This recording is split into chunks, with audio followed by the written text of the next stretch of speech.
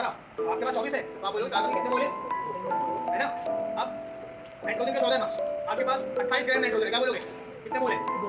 तो एक complete atomic mass का 1 मोल, इधर 14 ग्राम की नाइट्रोजन कंप्लीट हो गई, तो कितना हो जाएगा 1, है ना। तो मास का रिश्ता मॉलिक्यूलर मास से क्या कहलाता है, number of mole, amount of n, इसका सिंबल क्या होता है, एन यूनिट क्या होता है, ठीक है, शॉर्ट फॉर्म वाली यूनिट। ओके, 7 हमारे हो गए फंडामेंटल क्वांटिटी के यूनिट्स। अब एक नई चीज आ रही है, वो है सप्लीमेंट्री यूनिट, उसको देखना है। SI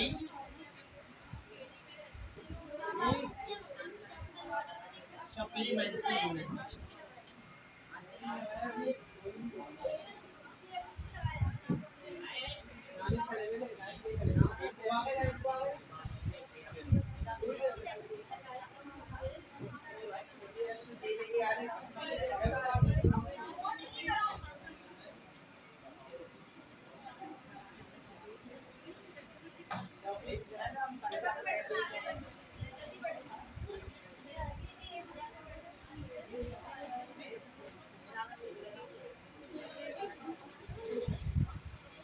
अच्छा, अब हम बात कर रहे हैं SI सप्लीमेंट्री यूनिट्स, ठीक है।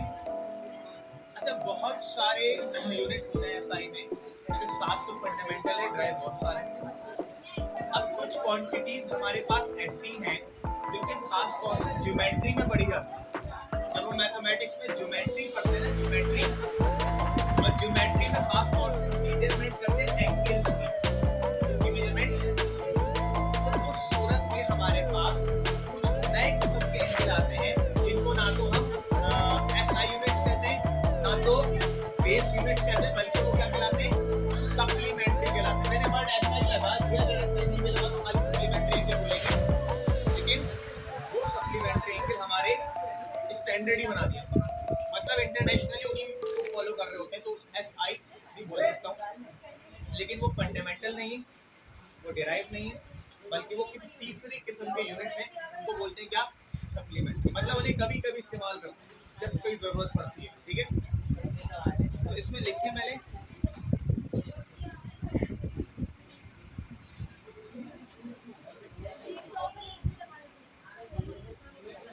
देखो units of measure, units of measure, measure यानी मेजरमेंट वाला मेजर, यूनिट्स ऑफ मेजर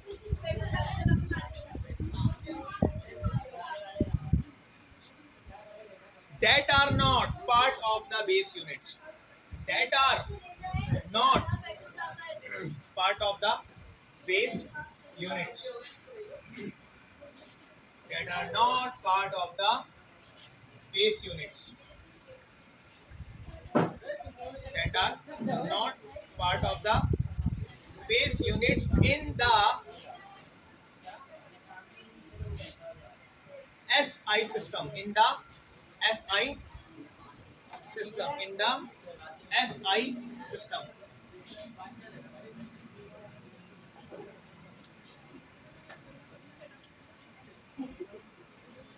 तो क्या लिखवाया कि units of measure that are not part of the base units in the SI system, but they are used, but they are, but they are used to express certain physical quantities, but are used to express certain physical quantities, but are used to express certain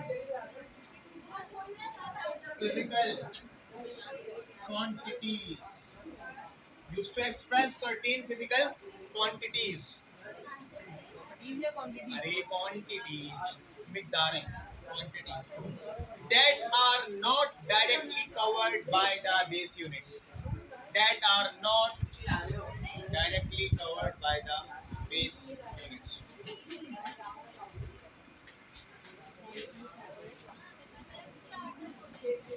That are not covered by the directly covered, that are not directly covered by the, यानी अब हमारे पास कुछ unit ऐसे हैं जो कि base unit से cover नहीं हो सकते, ठीक है। जो हमने 7 फंडामेंटल पढ़े ना, उनसे ये नहीं कवर हो सकता, उनसे बन ही नहीं रहा, क्योंकि फंडामेंटल से बनने वाले डिराइव्ड होते हैं। लेकिन ये कुछ ऐसे हैं जो फंडामेंटल से नहीं बनते, ये कोई अलग ही किस्म के एंगल है, इसलिए कोई नया नाम दिया सप्लीमेंट्री एंगल। चलिए अब एक लाइन इसमें और लिख लें, supplementary quantities are, supplementary quantities are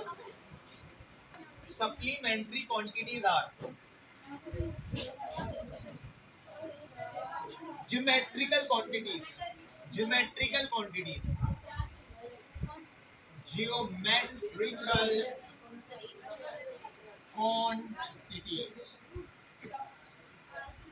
of circle and sphere, of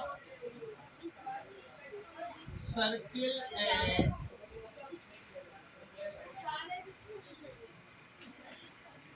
geometrical quantities of circle and sphere.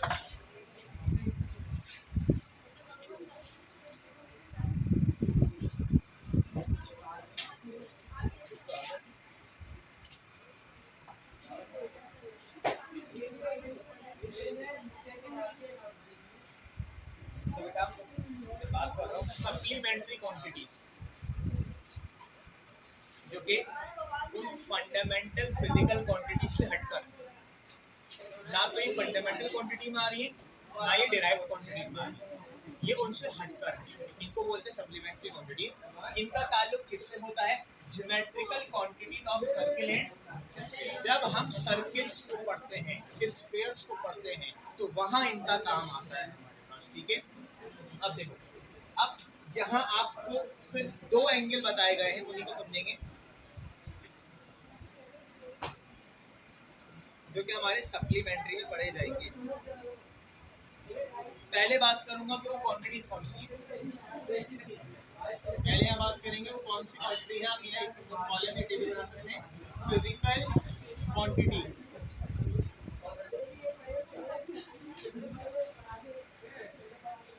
और फिर उनके हो जाएंगे सप्लीमेंट्री यूनिट्स,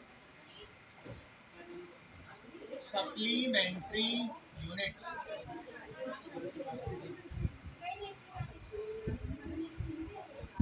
फिर उनके सिंबल। अच्छा देखो, अब यहाँ पहला एंगल जो है ना हमारे पास सप्लीमेंट्री का, पहले हम क्वांटिटी का नाम समझेंगे। जिस तरह लेंथ, मास, टाइम है, करंट है, टेम्परेचर है ना, तो अब यहाँ क्वांटिटी का नाम है, क्वांटिटी का नाम है प्लेन एंगल, प्लेन एंगल, ठीक है भाई।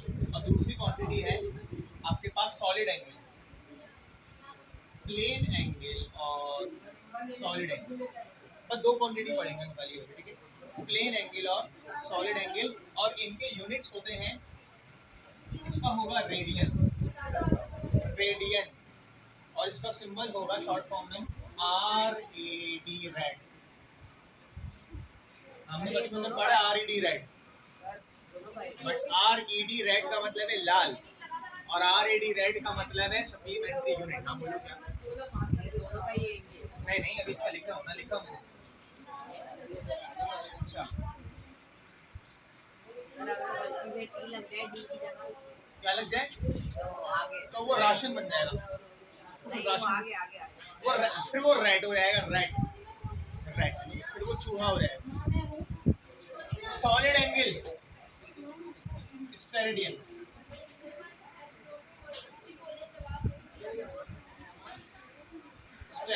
और दोनों के एंड में डीएन आ रहा है, ये डाइन बन, रेडायन और स्टेरेडायन, बट डायन भी पढ़ना, रेडियन पढ़ना और स्टेरेडियन पढ़ना, रेडियन और स्टेरेडियन। इसका सिंबल है SR,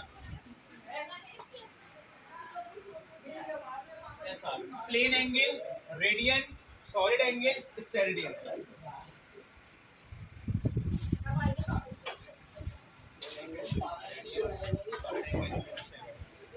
ये क्वांटिटी है और ये उनके यूनिट्स है, ये उनके सिंबल हैं। अब इसके बाद समझेंगे डेफिनेशन के साथ प्लेन एंगल क्या है और सॉलिड एंगल क्या है।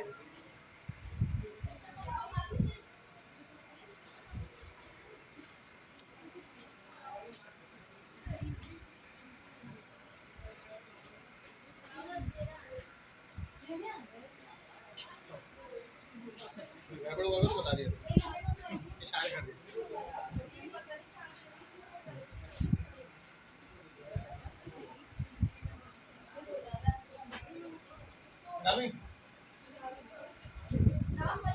दो ही है सर जी, बस दो ही है, बस ये दो ही हैं और ज़्यादा नहीं है।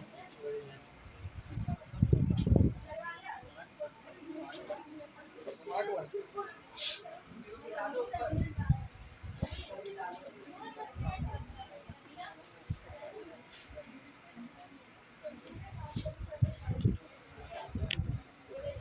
अच्छा, हम हेडिंग बनाएंगे प्लेन एंगल। प्लेन एंगल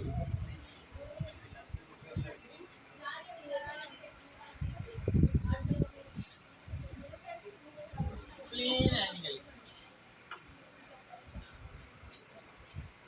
सादा एंगल होगा, प्लेन एंगल। अरे प्लेन केक होता है ना, बगैर लवाजमात के, लवाजमात के खाली प्लेन केक होता है। एक होता है फ्रूट केक। प्लेन एंगल की डेफिनेशन लिखते हैं, लिखो आ यूनिट ऑफ मेजरमेंट।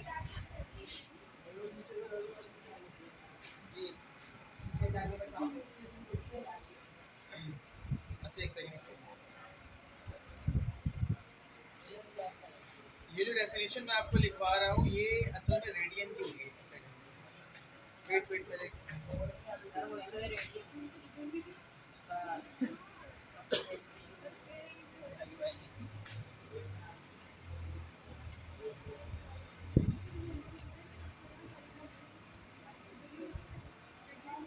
हाँ चलो ठीक है, मैं आप बुक में थोड़ा सा अलग से लिखवाना पड़ा, तो मैं लिख रहा हूँ, मैं लिखूँ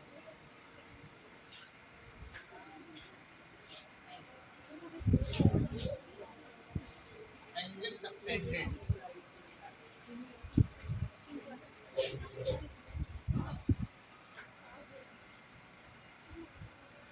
at the center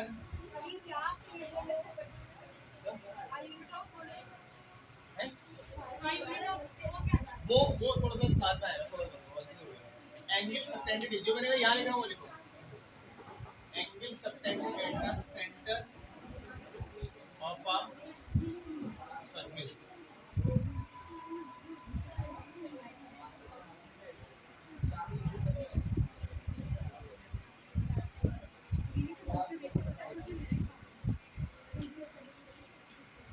ये आर्क लिखा है, ARER नहीं है, आर्क है, arc.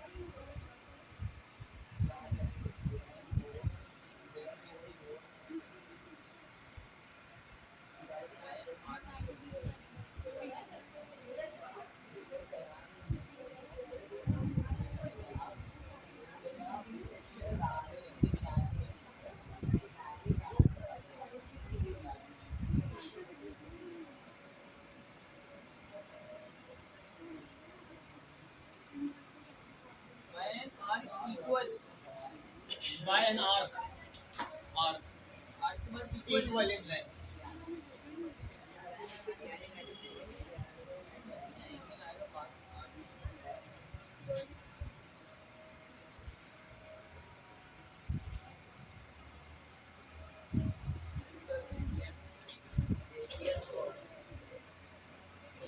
Angle subtended at the center of a circle by an arc equal in length to the radius of circle। अच्छा, ये जो प्लेन एंगल है ना, इसको एक और नाम भी दिया जाता है, वो कहा जाता है उसको एंगुलर डिस्प्लेसमेंट।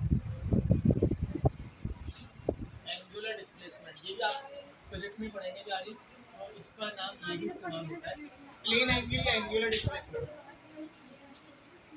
इसका सिंबल जो है वो थीटा होता है, थीटा थीटा। लिख सकते हैं it is denoted by theta, और इसको मेजर करेंगे, it is measured in, क्या बताया जो अभी आपको मैंने, रेडियन।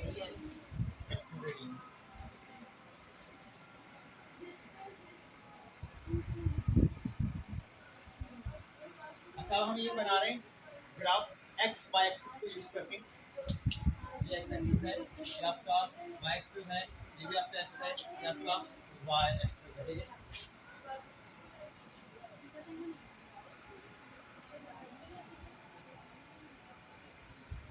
आपका ये सर्किल क्या हुआ बना लो ना।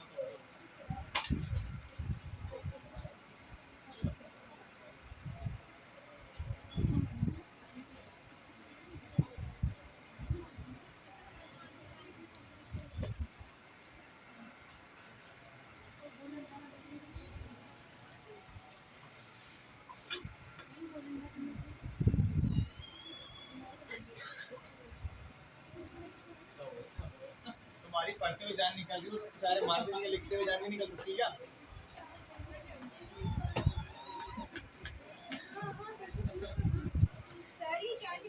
क्या लिखा है? जो भी लिखा है सही लिखा है, मतलब it is denoted by theta. तो थीटा पता है, it is measured in radian. क्या करेंगे बड़े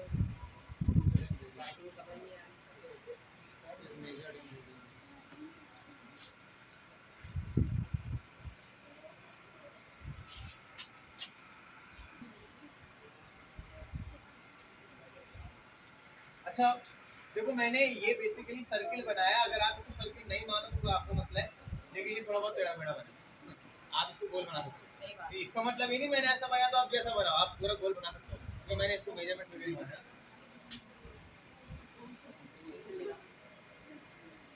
क्योंकि जब हमारे क्या बोलूँ, हर निज़ाम ही करप्ट है, तो सर्किल को खुद सीधा रही क्या करना।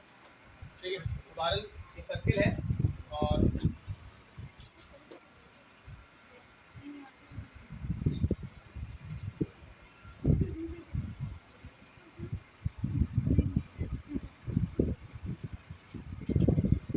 रोटी गोल नहीं बनती, उन्हें सर्किल गोल नहीं बनती है। अच्छा चलो समझे, ओके थीटा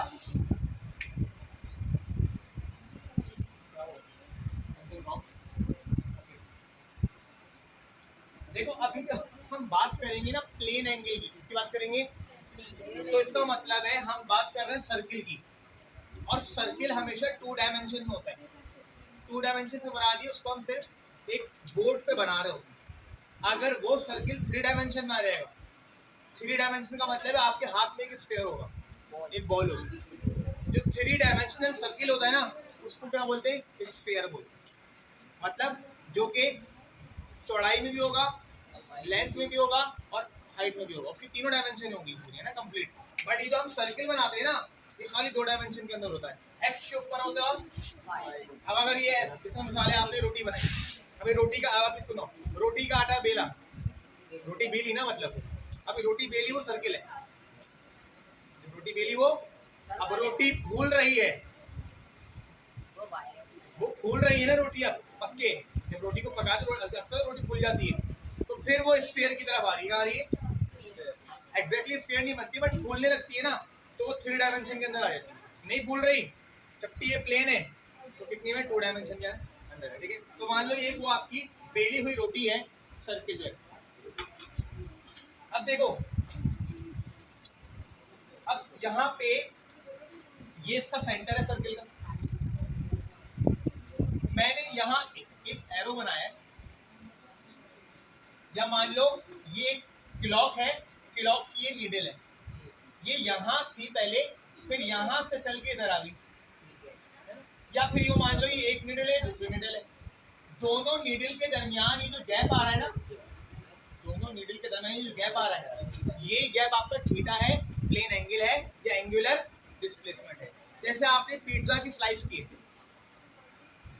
है ना, तो हर पिज्जा की जो थिकनेस है, मतलब ये जो मान लो ये जो पीस है पूरा क्या पिज्जा का, तो वो उसकी जो ये नोक वाला हिस्सा है ना, ये वाला हिस्सा, इसमें जो गैप आ रहा है, ये वाला गैप, वो क्या एंगल? थीटा है।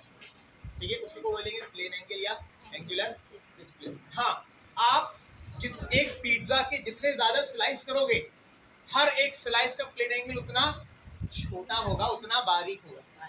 अगर आपने एक पिज्जा की 4 स्लाइस की है तो 4 प्लेन एंगल बनेंगे। अगर आपने उसके 8 स्लाइस किए तो कितने प्लेन एंगल बनेंगे? 8 ही बनेंगे ना। लेकिन वो 8 और 4 से कैसे होंगे?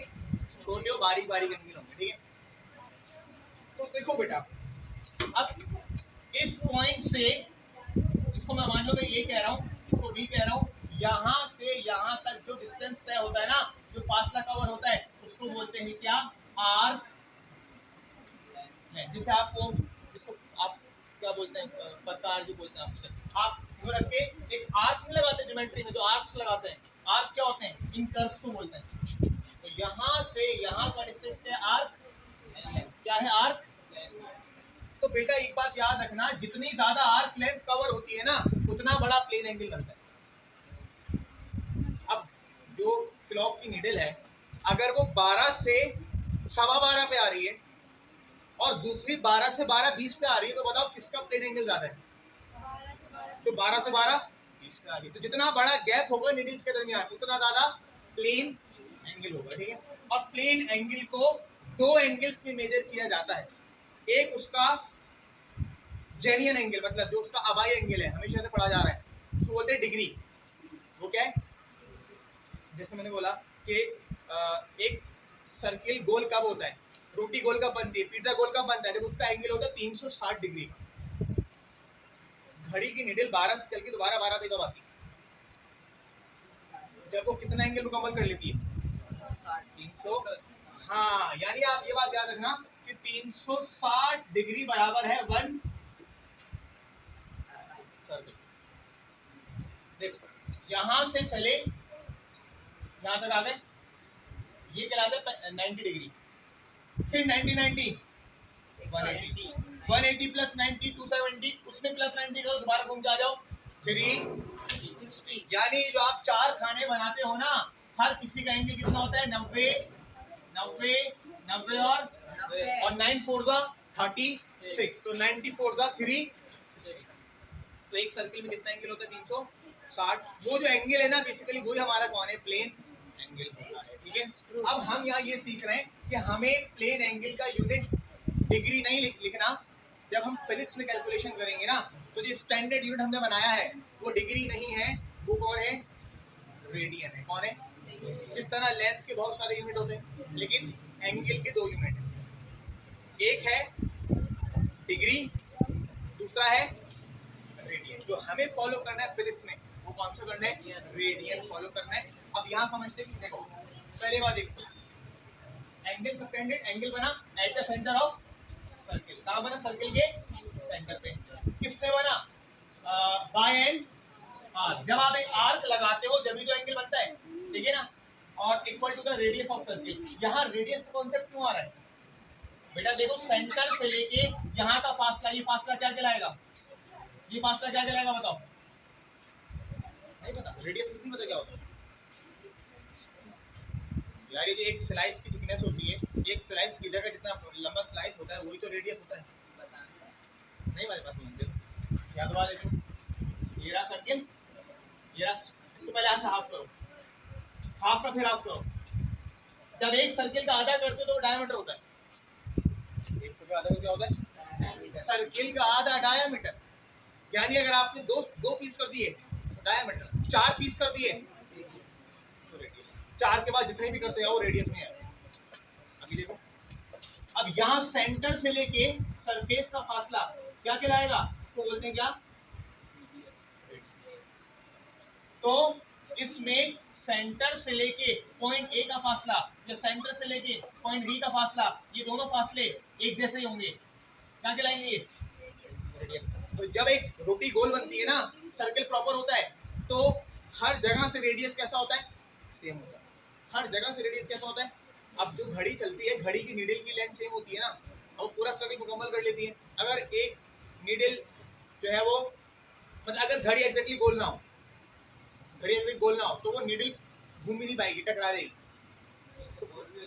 जो चकोर होती है तो उसकी जो साइज है वो बड़ा होता है, जो नीडल की घूमने का एरिया है ना वो उतना ही फिक्स होता है, वो उसी में घूमती रहेगी।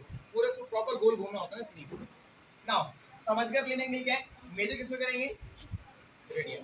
तो अभी तक हम ये नहीं समझेंगे रेडियन आएगा था, अभी तो मैंने बोला कि एंगल को मेजर करेंगे किसके अंदर, डिग्री के अंदर। तो अब यहाँ पे अलग से आप एक यहाँ बात नोट करना कि भाई देखो 57.3 डिग्री के एंगल को हमने एक नाम दे दिया 1 रेडियन। यानी अगर 57.3 डिग्री का एंगल बनेगा तो हम उसको एक नाम दे देंगे विच इज 1 रेडियन। तो मतलब 1 2 3 4 5 6 एंगल बनने दो 40 बनने दो 50 बनने दो, जब 57 बनेगा ना तो फिर वो उस बड़ी वैल्यू की जगह पे खाली क्या लिख देंगे 1, लेकिन यूनिट चेंज हो जाएगा, वो कहलाएगा 1 रेडियन। ठीक है, इस तरह से बताओ 2 रेडियन क्या होगा। 57.3 का डबल कर दो 114.6 114.6। सिंपल क्या करेंगे 57.3 को मल्टीप्लाई कर देंगे 2 से। तो जल्दी से मुझे बताना है सबसे कि 36 डिग्री में कितने रेडियन होने चाहिए। 36 नहीं सॉरी 360 डिग्री में। चलो 57.3 डिग्री का एक रेडियन होता है। ठीक है, तो 114.6 का कितना रहेगा 2 रेडियन। और ये बता दिया कि ये प्लेन एंगल क्या होता है कि जैसे कि एक सर्किल में एक निडल जितना स्वीप कर रही है, जितना डिस्टेंस कवर कर रही है, जितना ज़्यादा उसमें गैप आता है, जितना वो स्वीप करती है वो उतना क्या बनाती है एंगल बनाती है। एक सर्किल कब पूरा होता है जब 360 डिग्री का एंगल बनता है। तो आप देखो 57.3 डिग्री इक्वल टू 1 रेडियन मुझे किसके लिए मालूम करना है 360 डिग्री के लिए। तो मैं दोनों तरफ मल्टीप्लाई करूंगा 360 और यहाँ पे भी क्या करूंगा 360। जो चीज मुझे चाहिए मैंने अपने पास से दोनों तरफ ले 360 मल्टीप्लाई। अब मुझे 360 चाहिए तो ये 57.3 को मैं यहाँ से उठा के यहाँ देख लूँगा, मतलब डिवाइड करा। सही है, तो क्या रहेगा 36 degree equal to 1 radian multiply by 360 divided by. ठीक है, अब क्या करना है, अब जरा 360 को 57.3 से डिवाइड कर दो, 57.3 से डिवाइड कर दो।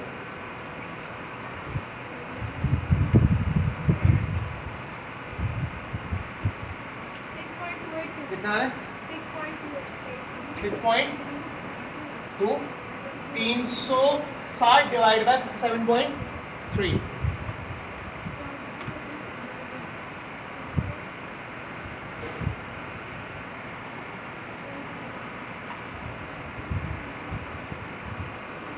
क्या है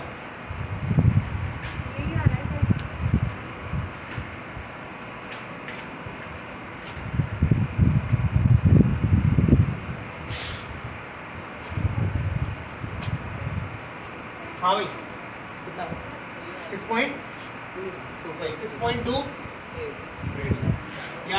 यानी एक सर्किल कितने रेडियन में पूरा होता है 6.2 रेडियन। ये बात आप याद नोट कर लें कि एक सर्किल 360 डिग्री में या 6.2 रेडियन में पूरा होता है। तो जो अच्छा देखो, तो इंटरनेशनली जो यूनिट हम इस्तेमाल करेंगे प्लेन एंगल का वो डिग्री नहीं होगा, वो कौन सा होगा रेडियन होगा। मतलब फिजिक्स की कैलकुलेशन में, न्यूमेरिकल में और ज्योमेट्री में एंगल हम किस में इस्तेमाल करेंगे रेडियन के अंदर। तो रेडियन के लिए हम डिग्री से रेडियन में बात करेंगे।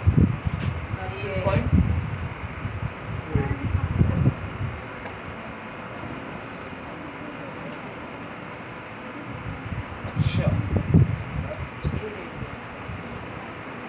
प्लेन एंगल सर्किल में बनता है, मेजर किस में होता है रेडियन।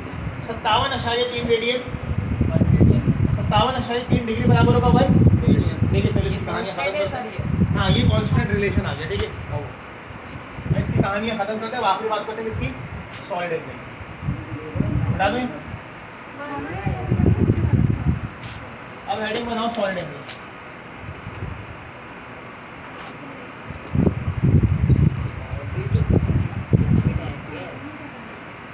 सॉलिड एंगल उसका सिंबल हम इस्तेमाल ये करते हैं इस तरह से ना, ये वाला कैप इस्तेमाल करते हैं जिसको ना रेजिस्टेंस के लिए इस्तेमाल करते हैं। इसको भी ओमेगा पढ़ते हैं, ये ओमेगा ही कहलाता है, रेजिस्टेंस का सिंबल होता है। बट ये इसको मैं जेरी का घर बोलता हूँ, जेरी का घर। हाँ, जेरी का घर ऐसा होता ना तो ये उसका सिंबल है, ठीक है, सॉलिड एंगल। अच्छा देखो डेफिनेशन में कोई ज़्यादा फर्क नहीं है, मैंने आपको पहले लिखवाया था, उस पर चेंज कर देंगे।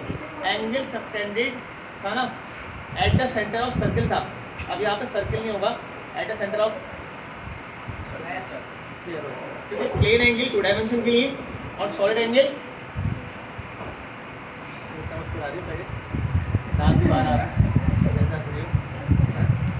सॉलिड एंगल किसके लिए होगा, स्फीयर के लिए होगा, यानी 3 डायमेंशन के लिए होगा, ठीक है।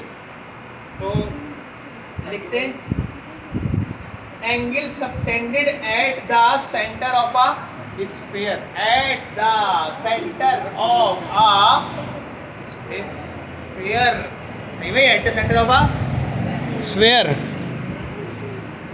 Angle subtended at the centre of a sphere by, अच्छा वहां था बाय एन आर्क लेंथ ना, अब यहाँ पे आएगा by an area, by an area of its surface, of its surface.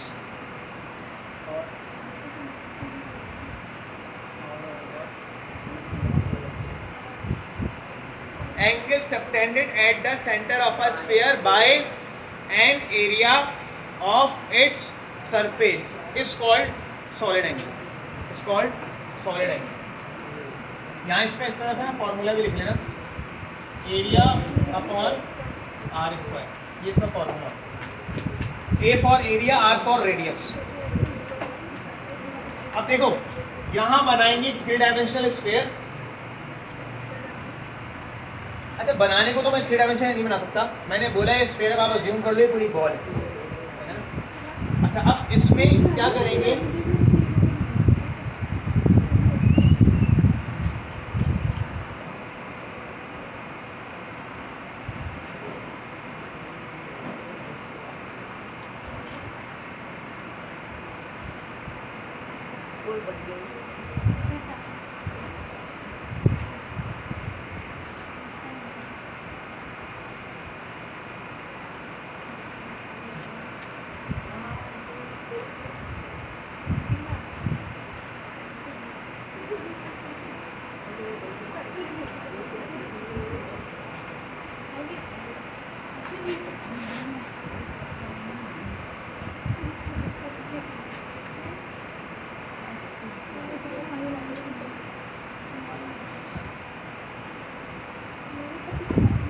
क्या करा मैंने कुछ बता रहा था, एक बहुत बड़ा सा ये स्फीयर था, स्फीयर से मिला के मान लो ये तरबूज था, या खरबूजा था, तरबूज। आप क्या करते हो जब तरबूज लेने जाते हो तो कहते हो भाई कटवा काट के दिखाओ, पहले चेक करेंगे लाल है या नहीं, तो कहते लाल है। तो जब आप तरबूज कटवाते हो तो तरबूज की भाग निकालता है। अब जो गौर करना, तरबूज को ऐसे काटा कि समझो उसके सेंटर तक छुरी गई, उसके ऐसे पीस करके एक पूरा पीस बाहर निकल गया। ये मान लो ये मैंने एक पूरा पीस बाहर निकाला उसमें, अब ये पीस निकाला समझ आ रहा है, ये पूरा पीस बाहर निकाला है मैंने, समझो यहाँ से एक खोखला हो गया, इसमें अंदर भी हाथ में डाल सकता हूँ, ऐसे ऐसे मैं इसको वॉश कर सकता हूँ अंदर से, ये तो मजाक बात नहीं है। ये पूरा पीस मैंने बाहर निकाला, ये पीस अलग से बना दो, ये अलग से, देखिए पूरा पीस बाहर आ गया। इट सिंपली जैसे केक को भी काटते हैं, केक का पीस बाहर निकाल लेते हैं, कोई वाली बात, केक को काट के पीस बाहर निकाल लिया। तो आपने एक पूरा पीस जो बाहर निकाला है वो एरिया में नहीं है, वो वॉल्यूम में, मतलब उसकी पूरी 3 डायमेंशन है।